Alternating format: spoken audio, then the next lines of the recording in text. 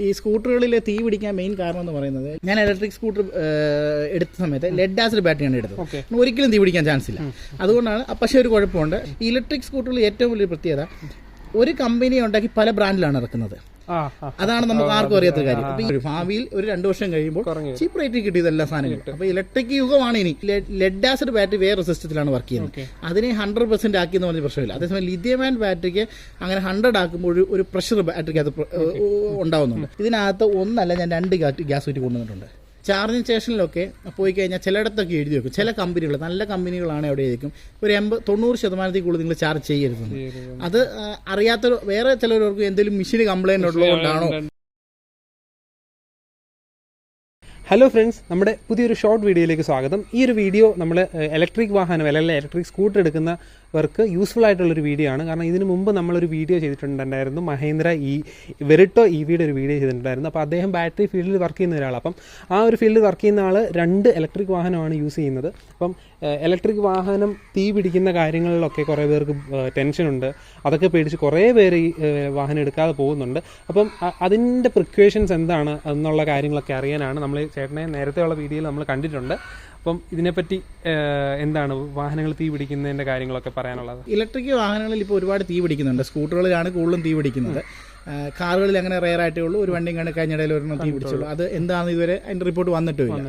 ഈ സ്കൂട്ടറുകളിൽ തീ പിടിക്കാൻ മെയിൻ കാരണം എന്ന് പറയുന്നത്, ലിഥിയം അയൺ ബാറ്ററിയാണ് ഏറ്റവും ഡേഞ്ചർ ബാറ്ററി.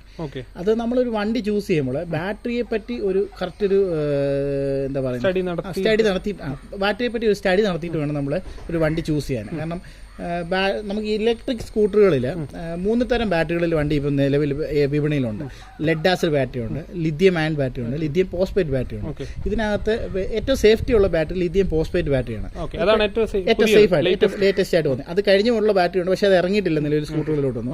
അപ്പം ലിഥിയം ഫോസ്ഫേറ്റിലാണ് ഏറ്റവും സേഫ് ആയിട്ടുള്ളത്. പക്ഷേ എത്രയും തീ പിടിക്കുന്നതിൽ ഏറ്റവും ചാൻസ് കുറവുള്ള ബാറ്ററികളാണ്. ഏറ്റവും ഡേഞ്ചറസ് ബാറ്ററിയാണ് ലിഥിയം അയൺ ബാറ്ററി. നമ്മുടെ മൊബൈലൊക്കെ യൂസ് ചെയ്യുന്നത് അതൊരു ടെമ്പറേച്ചറിൽ കൂടി നമ്മൾ പലരും വീട്ടിനകത്ത് വെച്ച് വണ്ടികൾ ചാർജ് ാണ് തീ പിടിച്ചുണ്ടായിരിക്കുന്ന പ്രശ്നങ്ങൾ.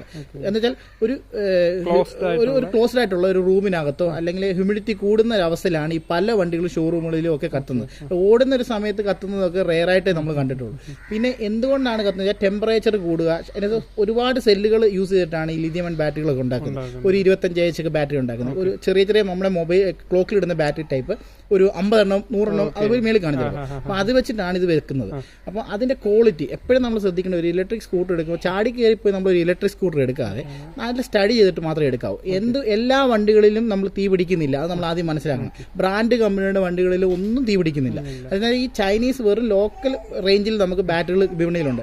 അത് യൂസ് ചെയ്യുന്നവർക്കാണ് ഏറ്റവും കൂടുതൽ തീ പിടിക്കുന്ന പ്രശ്നങ്ങൾ ഉണ്ടാകുന്നത്. അതേസമയം ഇത് ലെഡ് ആസിഡ് വണ്ടിയാണ്. നമ്മൾ ഈ ബാറ്ററി ഫീൽഡിൽ വർക്ക് ചെയ്യുന്നതുകൊണ്ട് ഞാൻ ഇലക്ട്രിക് സ്കൂട്ടർ എടുത്ത സമയത്ത് ലെഡ് ആസിഡ് ബാറ്ററിയാണ് എടുത്തത്. ഒരിക്കലും തീ പിടിക്കാൻ ചാൻസ് ഇല്ല. അതുകൊണ്ടാണ്. പക്ഷേ ഒരു കുഴപ്പമുണ്ട്, ലൈഫ് കുറവാണ്, റേഞ്ചും കുറവായിരിക്കും. അത് നമ്മുടെ പർപ്പസ് ബേസ് ചെയ്തിട്ടിരിക്കും നമ്മളൊരു ഇലക്ട്രിക് സ്കൂട്ടർ എടുക്കുമ്പോൾ. കാരണം നമ്മൾ എത്ര ദൂരം പോകുന്നു എന്ന് നമുക്കൊരു ധാരണ ഉണ്ടെങ്കിൽ ആ ടൈപ്പ് വണ്ടിയിൽ എടുത്താൽ മതി. ഹൈ റേഞ്ചിലുള്ള വണ്ടികൾ എടുക്കേണ്ട കാര്യം നമുക്കില്ല. അപ്പോൾ അതൊരു ബേസ്ഡ് കാര്യമാണ്. പിന്നെ ഈ ലിഥിയം അയൺ ബാറ്ററികളിൽ ലിഥിയം ഫോസ്ഫേറ്റ് ബാറ്ററികളാണ് തീ പിടിക്കാത്ത ബാറ്ററികൾ. അത് നമ്മൾ ചൂസ് ചെയ്യുമ്പോൾ മാക്സിമം ലിഥിയം ഫോസ്ഫേറ്റ് ബാറ്ററികൾ ഉള്ള വണ്ടികൾ ചൂസ് ചെയ്താൽ ഒരു 90% തീപിടുത്തങ്ങളിൽ നിന്നെല്ലാം സേഫ്റ്റിയാണ്. കാറുകളിൽ നമുക്കിത് ഇലക്ട്രിക് കാറാണ്. അതിനകത്ത് ബാറ്ററികൾ വരുന്നത് ഒരു കൂളിംഗ് ബോക്സിലാണ്. അതൊരു AC ബോക്സ് ആയിരിക്കും. അതൊരിക്കലും ടെമ്പറേച്ചർ ഹൈയും ലോയും ഒന്നും ആവത്തില്ല. ഒരു മീഡിയം ലെവലിൽ തന്നെ ആയിരിക്കും. അപ്പോൾ അതിന് ചാൻസ് വളരെ കുറവാണ്.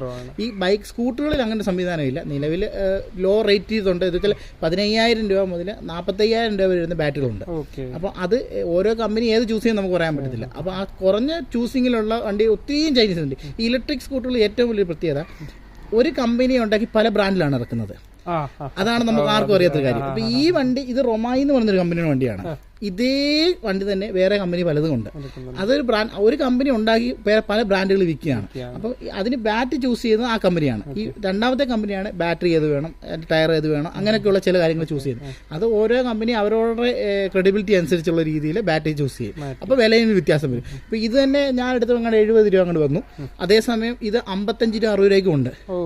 അതേസമയം അതിൽ കൂടുതലുള്ളതും ഉണ്ട്. അപ്പോൾ ഞാൻ തന്നെ അങ്ങനെ സ്റ്റഡി ചെയ്തപ്പോഴാണ് ഇതിൻ്റെ ഒരു കമ്പനിയിൽ തന്നെ ഇത് പർച്ചേസ് ചെയ്തിട്ടാണ് ഇവർ പല ബാറ്ററികളും മാറ്റി ചില കോമ്പൗണ്ടുകളും മാറ്റി കഴിയുമ്പോൾ പല റേഞ്ച് വരും. അപ്പോൾ നമ്മൾ ശ്രദ്ധിക്കേണ്ടത് ബാറ്ററി ചൂസ് ചെയ്യുമ്പോൾ ലിഥിയം ഫോസ്ഫേറ്റ് ബാറ്ററിയാണ് ഏറ്റവും ബെറ്റർ.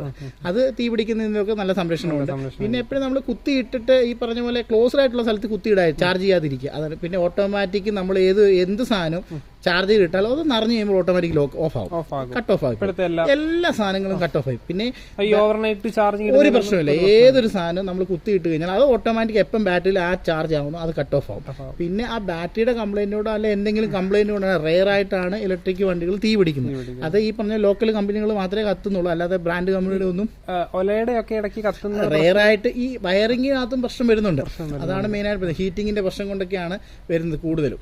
ഇവർ ഈ പറയുന്ന റേഞ്ചും എപ്പോഴും ഇലക്ട്രിക് സ്കൂട്ടറുകളെ സംബന്ധിച്ച് ലോ റേഞ്ച് ഉപയോഗിക്കുന്നവർക്കാണ് ബെറ്റർ. ഒരു ഹൈ എന്ന് വെച്ചാൽ 150 കിലോമീറ്റർ 200 കിലോമീറ്റർ ഒക്കെ അല്ലെ 100 കിലോമീറ്റർ പുറത്ത് ഓടുന്നവർ സ്കൂട്ടറുകൾ ഡേഞ്ചറാണ്. അതാണ് ഓവർ ഹീറ്റ് ആവും വണ്ടി. ഡെയിലി നമ്മൾ ഓടി അത് നല്ല വെയിലുള്ള സമയത്താണ് ഓടി പോകുന്നതെന്നുണ്ടെങ്കിൽ ഹീറ്റിംഗ് കൂടുതലാണ്, കാരണം ബാറ്ററി കൂൾ ചെയ്യാനുള്ള ഓപ്ഷൻ ഒന്നും ഇല്ല. അതേസമയം ഒരു 50 കിലോമീറ്റർ നമ്മൾ ലോക്കൽ വീട്ടിൽ ഓടുന്ന പോലെയൊക്കെയാണ് വെച്ചാൽ 50 kilometre range 25 kilometre one side തിരിച്ചിങ്ങോട്ട് 25, അപ്പോൾ 50 കിലോമീറ്റർ അങ്ങനെയൊക്കെ ഉള്ളവർക്ക് ഒരു പ്രശ്നം ജോലിക്ക് പോകുന്ന ഒരു ഡിസ്റ്റൻസ് അത്രേ ഉള്ളൂ. അത് ഹൈ അങ്ങനെ അതിൽ കൂടുതൽ പോകുന്നവർ വളരെ റെയർ ആയിട്ട് അതിനുള്ള വണ്ടികൾ നിലവിലുണ്ട് ഇന്ന് മാർക്കറ്റ്. ഞാൻ പറഞ്ഞില്ല, ഏതൊരു സ്കൂട്ടർ നമ്മൾ ഇലക്ട്രിക് എടുക്കുമ്പോൾ നമ്മുടെ പർപ്പസ് ആദ്യം നോക്കണം. നമുക്ക് ഒരു ദിവസം എത്ര കിലോമീറ്റർ ഓടണം, അതിനെ ബേസ് ചെയ്തുള്ള വണ്ടികളെ എടുക്കാം. 100 കിലോമീറ്റർ ഓടുന്ന വ്യക്തി ഒരിക്കലും 70 കിലോമീറ്റർ റേഞ്ചുള്ള വണ്ടി എടുത്തിട്ട് കാര്യമില്ല. 150 കിലോമീറ്റർ റേഞ്ചിന്റെ ആവശ്യമില്ല, കൂടുതലിന്റെ ആവശ്യമില്ല. എന്ന് വെച്ചാൽ ഭയങ്കരമായിട്ടുള്ള എമൗണ്ട് അതിൽ കൂടുതൽ വരും. പിന്നെ ഈ ബാറ്ററികൾ നിലവിൽ ലെഡ് ആസിഡ് ബാറ്ററി ആണെങ്കിൽ 1-2 വർഷം കഴിയുമ്പോൾ പോകും, അത് 10-15 രൂപ താഴെ വരത്തുള്ളൂ. അതേസമയം ലിഥിയം അയൺ ബാറ്ററികൾ ഒരു 5-6-8 വർഷത്തിന് മേളിലൊക്കെ നിൽക്കും. അതിന് ഒരു 30 രൂപ 28 രൂപ റേഞ്ച് വരും. പിന്നെ ലിഥിയം ഫോസ്ഫേറ്റ് ഉണ്ട്, ഇപ്പോൾ അതിനേക്കാൾ കുറച്ചുകൂടെ വില കൂടുതലുണ്ട്. അത് വില കുറഞ്ഞു വരും. ഭാവിയിൽ ഒരു 2 വർഷം കഴിയുമ്പോൾ ചീപ്പ് റേറ്റിൽ കിട്ടിയത് എല്ലാ സാധനങ്ങളും. അപ്പൊ ഇലക്ട്രിക് യുഗമാണ് ഇനി. അതിനകത്ത് ആരെന്തൊക്കെ പറഞ്ഞാലും ഇലക്ട്രിക് വണ്ടികൾ ഒരു 5 വർഷം അല്ലെ 10 വർഷം കഴിയുമ്പോൾ ഫുള്ള് ലോകം കീഴടക്കും. അന്നേപ്പോ ഇപ്പൊ തള്ളി പറയുന്നവരൊക്കെ എടുത്തേ പറ്റൂ. വേറെ എവിടെയും പോകണമെങ്കിൽ വണ്ടി എടുക്കണമെന്നുണ്ടെങ്കിൽ ഇലക്ട്രിക് വണ്ടിയേ ഉള്ളൂ. വേറെ മറ്റു വണ്ടികൾ ഓരോ ഘട്ടമായിട്ട് ഇപ്പൊ ഡീസലിന്റെ നിർത്തിൽ വാക്കുന്ന പോലെ തന്നെ ഇപ്പൊ ഡൽഹിയിലൊക്കെ ഡീസൽ വണ്ടിക്ക് പ്രശ്നമുണ്ട്. അതേപോലെ നമ്മുടെ ഓരോ വണ്ടികളും പെട്രോൾ വണ്ടികൾ ഇനി സ്റ്റോപ്പ് ചെയ്ത് വന്ന് അവസാനം ഒരു 10 വർഷം ചിലപ്പോൾ ഇന്ത്യ ആയതുകൊണ്ട് കുറച്ച് ഡിലേ വരും. അല്ലെങ്കിൽ പെട്ടെന്ന് തന്നെ വന്നതിന് ഈ പറഞ്ഞ പോലെ അവസാനം ഇലക്ട്രിക് തന്നെ യൂത്തിൽ തന്നെ വന്ന് അവസാനിക്കും. അതിനകത്തൊരു 100% നമുക്ക് ഉറപ്പുള്ള കാര്യമാണ്.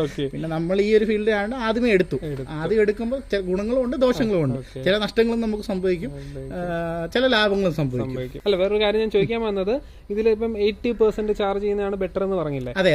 ഈ 100% കട്ട് ഓഫ് ആകുന്നതിൽ നല്ലത് ഒരു 70-80 റേഞ്ചിൽ ഓഫ് ആകും. ലിഥിയം അയൺ ബാറ്ററിക്ക് മാത്രമേ ആ ഒരു പ്രശ്നമുള്ളൂ. ലിഥിയം അയൺ ലിഥിയം ഫോസ്ഫേറ്റ് നമ്മുടെ ലെഡ് ആസിഡ് ബാറ്ററികൾ ആ ഒരു പ്രശ്നമില്ല.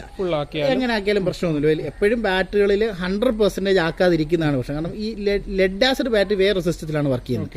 അതിനെ 100% ആക്കിയെന്ന് പറഞ്ഞ പ്രശ്നമില്ല. അതേസമയം ലിഥിയം അയൺ ബാറ്ററിക്ക് അങ്ങനെ 100 ആക്കുമ്പോൾ ഒരു പ്രഷർ ബാറ്ററിക്ക് അത് ഉണ്ടാവുന്നുണ്ട്. ആ പ്രഷർ നമ്മൾ കുറേ നേരം ഇപ്പോൾ ഒരു ബാറ്ററി ഫുൾ ചാർജ് ചെയ്തൊരു വണ്ടി മാറ്റി വെച്ച് കഴിഞ്ഞാൽ അത് പ്രശ്നമാണ്. കാരണം ആ ഒരു പ്രഷർ നിൽക്കുകയാണ്, അത് എപ്പോഴും കുറയ്ക്കണം. അതാണ് ഒരു 80% നിർത്തുന്നതാണ്. അത് നമ്മൾ ചാർജിങ് സ്റ്റേഷനിലൊക്കെ പോയി കഴിഞ്ഞാൽ ചിലയിടത്തൊക്കെ എഴുതി വെക്കും. ചില കമ്പനികൾ നല്ല കമ്പനികളാണ് അവിടെ എഴുതിക്കും ഒരു 80-90% കൂടുതൽ നിങ്ങൾ ചാർജ് ചെയ്യരുത്. അത് അറിയാത്ത വേറെ ചിലവർക്ക് എന്തെങ്കിലും മെഷീൻ കംപ്ലൈന്റ് ഉള്ളതുകൊണ്ടാണോ? ഞാൻ കഴിഞ്ഞിടെ തന്നെ ഞാൻ തൃശ്ശൂർ പോയപ്പോൾ ലോങ് പോയപ്പോൾ അവിടെ എഴുതിച്ച ഒരാൾ പെട്ടെന്ന് ഒരു കോനയും കൊണ്ട് വന്നിട്ട് ഹുണ്ടായുടെ കോനയും കൊണ്ട് അവിടെ 90% എഴുതി വെച്ചിട്ടുണ്ട്. പുള്ളിക്ക് ഭയങ്കര ഡൗട്ട്, ആ മെഷീൻ എന്തെങ്കിലും കംപ്ലൈന്റ് ഉണ്ടോ, ഹൈ ചാർജ്. എൻ്റെ അടുത്ത് പലവട്ടം ചോദിക്കുന്നുണ്ട്, അത് ഹൈ ചാർജിങ് ആണോ ഹൈ ചാർജിങ് ആണോ? അതല്ല, അത് ബാറ്ററിക്ക് എപ്പോഴും നമ്മുടെ നല്ലതിന് വേണ്ടിയായിരുന്നു. എപ്പോഴും കൂടുതൽ പ്രഷർ കയറ്റുമ്പോഴാണ് ബാറ്ററിക്ക് പ്രശ്നം വരുന്നത്. ഈ പറഞ്ഞ പോലെ പല പ്രശ്നങ്ങൾ വരും. പറയാൻ പറ്റത്തില്ല, നമുക്ക് ഒരിക്കലും സജസ്റ്റ് ചെയ്യാൻ പറ്റില്ല എന്ത് പറ്റുമെന്നുള്ള. മെക്കാനിക്കൽ ഒന്നും പറയാൻ പറ്റത്തില്ല. ഇലക്ട്രിക് ആകുമ്പോൾ ഏത് സമയത്തും കംപ്ലൈന്റ് വരിക. ചിലപ്പോൾ 20 വർഷം വേണമെങ്കിൽ ഒരു കുഴപ്പമില്ലാതെ പോകണം. അപ്പം അത് നമുക്ക് പറയാൻ പറ്റാത്തതുകൊണ്ട് കുറച്ച് ഷോർട്ട് ടൈമിനകത്ത് കംപ്ലൈന്റ് വരുന്നതൊക്കെ റെയർ ആയിട്ടേ ഉള്ളൂ. അപ്പം ഇത് എത്ര നാളായി എടുത്തിട്ട്? ഇതെടുത്തിന് ഇപ്പോൾ 1 വർഷമുള്ളതായിട്ട്. 1 വർഷം. അപ്പൊ 1 വർഷത്തില് എക്സ്ട്രാ പൈസ എന്തെങ്കിലും മുടക്കേണ്ടതായിട്ട് വന്നിട്ടുണ്ടോ? ഇതുവരെ ഒരു കംപ്ലൈന്റുകളോ കാര്യങ്ങളോ ഒന്നും വന്നിട്ടില്ല. റേഞ്ച് പറഞ്ഞത് തന്നെ ഏകദേശം കിട്ടുന്നുണ്ടോ? എനിക്ക് ഒരു 100 കിലോമീറ്റർ പുറത്തുണ്ട്. ഞാൻ ഒരു 130 കിലോ ഉണ്ട്. പിന്നെ എന്റെ വീടുകളിലെ വഴിയൊക്കെ തന്നെ കയറ്റമാണ്. ഇപ്പൊ നമുക്ക് ഇവിടെ ഹിൽ ഏരിയ ആണ്. അപ്പൊ അങ്ങനെ വരുമ്പോൾ റേഞ്ച് എനിക്ക് ഒരു 50 ആ റേഞ്ചൊക്കെ കിട്ടത്തുള്ളൂ. നേരെയുള്ള റോഡാണെന്നുണ്ടെങ്കിൽ ഇവർ പറയുന്ന റേഞ്ച് തന്നെ കിട്ടും. ഒരു ആവറേജ് വണ്ടിയുടെ വെയിറ്റ് എന്ന് പറയുന്നത് 100 കിലോ ആയിരിക്കണം, അതിനകത്ത് താഴെ ആയിരിക്കും, എങ്കിലും ഈ പറഞ്ഞ റേഞ്ച് കിട്ടും. അല്ലെന്നുണ്ടെങ്കിൽ പല ഡിപ്പെൻഡ് ചെയ്തിട്ടിരിക്കും റേഞ്ച് കിട്ടുന്നത്. 2 പേര് കയറി കഴിഞ്ഞാൽ നേരെയുള്ള റോഡാണെങ്കിൽ ഒരു കുഴപ്പമില്ല, അത് പക്ഷെ കയറ്റം കയറത്തില്ല. ഇത് പിന്നെ ലൈസൻസ് ഒന്നും വേണ്ടാത്ത ടൈപ്പ് മോഡലാണ്. 25 കിലോമീറ്റർ ഉള്ളൂ. ലൈസൻസോ കാര്യങ്ങളോ ഒരു പേപ്പർ വർക്കോ ഒന്നും വേണ്ട. നമുക്ക് എപ്പോഴും എന്ത് നിസ്സാരമായിട്ട് കൊണ്ടു നടക്കാം. പേപ്പർ വർക്കുകളൊന്നുമില്ല. പിന്നെ വേറൊരു ഹൈലൈറ്റഡ് കാര്യം, ഇവിടെ ഗ്യാസ് കുറ്റി വെക്കാൻ പറ്റുമോ? എല്ലാ സ്കൂട്ടറുകൾക്കും ഗ്യാസ് കുറ്റി വെക്കുമ്പോൾ ടൈറ്റ് ആയിരിക്കും, അല്ലെങ്കിൽ കേൾക്കാൻ പറ്റത്തില്ല. ഇതിനകത്ത് ഒന്നല്ല, ഞാൻ 2 ഗ്യാസ് കുറ്റി കൊണ്ടുവന്നിട്ടുണ്ട്. 2 ഗ്യാസ് കുറ്റി, ഒരു ഗ്യാസ് കുറ്റി വെച്ചിട്ട് പിന്നെ ഒരെണ്ണം ചരിച്ച് അങ്ങനെ തന്നെ അതിന്റെ മണ്ടയിൽ എടുത്ത് വെച്ച് ഒരു സൈഡിൽ ഇരുന്നുള്ളൂ. 2 എണ്ണം ഞാൻ കൊണ്ടുവന്നിട്ടുണ്ട്. സാധാരണ നമ്മുടെ ആക്സസിലോ ആക്റ്റീവിലോ ഒന്നും കൊണ്ടുവരാൻ പറ്റില്ല. കാരണം ആ വളവ് വരുന്ന ഭാഗം വരുമ്പോ തട്ടും. ഇതിന് ആ ഒരു പ്രശ്നമില്ല. നല്ല ഗ്യാപ്പാണ്. അപ്പൊ അതിനോടനുബന്ധിച്ചൊരു കാര്യം ചോദിച്ചോട്ടെ, ഈ വേറെ ഒരു വീഡിയോയിൽ ചെയ്തപ്പം അതിന്റെ ആള് പറഞ്ഞിട്ടുണ്ട്, അതായത് ബാറ്ററി കമ്പാർട്ട്മെന്റ് ഇതിന്റെ താഴെയാ വരുന്നത്. അല്ല, ഈ വണ്ടിക്ക് വരുന്നത് ഇതിന്റെ അടിയിലാണ്. ഓരോ വണ്ടിക്ക് ഓരോ സ്ഥലം. എനിക്കൊന്ന് ഏതറിന് വരുന്നത് അതിന്റെ അടിയിലാണ്. ഏതറിന് വരുന്നത് അതിന്റെ അടിയിൽ വരും. അധികം ഓവർ വെയിറ്റ് കയറ്റുന്നത് അത്ര നല്ലതല്ല. സ്ട്രോങ് ബോഡി ആയിരിക്കത്തില്ല. കാരണം ഓൾറെഡി സാധാ ബൈക്കിൽ വരുമ്പോൾ ഇങ്ങനെ ഒരു ആയിരിക്കും ഒരു ആക്സിൽ വരുന്നത്, മെയിൻ ആയിട്ടും വരുന്നത്. അപ്പൊ ആ ഒരു ഇതില്ലാത്ത സ്ഥിതിക്ക് ആ ഒരു വളഞ്ഞല്ലേ ഒരു മെതേഡ് വരുമ്പോൾ അത്രയും കൂടെ സേഫ്റ്റി കുറവല്ലേ. അത്രയും വെയിറ്റ് അവിടെ കയറുമ്പോൾ വണ്ടിക്ക് ഇങ്ങനെ ഒരു വളം ഉണ്ടാവാനും പ്രശ്നം ഉണ്ടാവാനും ചാൻസ്. അങ്ങനെ ചെയ്യുന്നത് നല്ലതല്ല. അതേ ഉള്ളൂ, റെയർ ആയിട്ട് വല്ലേ ഉള്ളൂ. എപ്പോഴും നമ്മൾ ഗ്യാസ് കുറ്റി വർഷത്തിൽ 3-4-5 പ്രാവശ്യം ഇപ്പൊ എല്ലാ വീട്ടിലും ഗ്യാസ് കുറ്റി വീട്ടിൽ കൊടുത്തരും. റെയർ ആയിട്ട് നമുക്ക് സാധനങ്ങൾ കൊണ്ടുവരാം. ഒരു വീട്ടിൽ ഇപ്പോഴത്തെ കാലത്ത് ബൈക്ക് എല്ലാവരും ഉപേക്ഷിച്ചിട്ട്, എനിക്ക് 2 ബൈക്ക് ഉണ്ടായിരുന്നു, അത് ഉപേക്ഷിച്ച് നമ്മൾ സ്കൂട്ടറിലോട്ട് മാറുകയാണ്. കാരണം നമുക്ക് സിമ്പിൾ ആണ് എല്ലാവർക്കും ഇപ്പൊ ഇഷ്ടം. ഒരു 20-30 കിലോമീറ്റർ അപ്പുറം കാറേ എടുക്കുള്ളൂ. അത്രേ ഉള്ളൂ. അതിനുള്ളിലെ എല്ലാവരും ബൈക്കുള്ളൂ. ഒരു 5 കിലോമീറ്റർ 10 കിലോമീറ്റർ എന്നുള്ള പരിപാടിക്ക് മാത്രമാണ് സ്കൂട്ടർ യൂസ് ചെയ്യുന്നത്. അപ്പൊ എല്ലാവരും സാധനം വീട്ടിൽ സ്കൂട്ടറാണ് എല്ലാവർക്കും ഇഷ്ടം. കാരണം സാധനം മേടിച്ചോണ്ട് വരാനാലും എല്ലാം ഫ്രീ ആയിട്ട് പെട്ടെന്ന് കൊണ്ടു നടക്കാനാലും തിരക്കിനകത്താലും ഒരു പ്രശ്നമില്ല. അതെ. ഓക്കെ, അപ്പം ഇലക്ട്രിക് സ്കൂട്ടറിന്റെ കുറെ ഡൗട്ട്സ് ഉണ്ടായിരുന്ന ആളുകൾക്ക് ഇത് പ്രയോജനപ്പെട്ടു എന്ന് വിശ്വസിക്കുന്നു. Okay, thank you. അപ്പം നമ്മുടെ വീഡിയോ എല്ലാവർക്കും ഇഷ്ടപ്പെട്ടെങ്കിൽ ലൈക്ക് ചെയ്യുക, നമ്മുടെ ചാനൽ സബ്സ്ക്രൈബ് ചെയ്യുക. നമ്മൾ പുതിയ വീഡിയോസുമായിട്ട് വീണ്ടും വരുന്നതായിരിക്കും. അതുവരേക്കും ഗുഡ് ബൈ.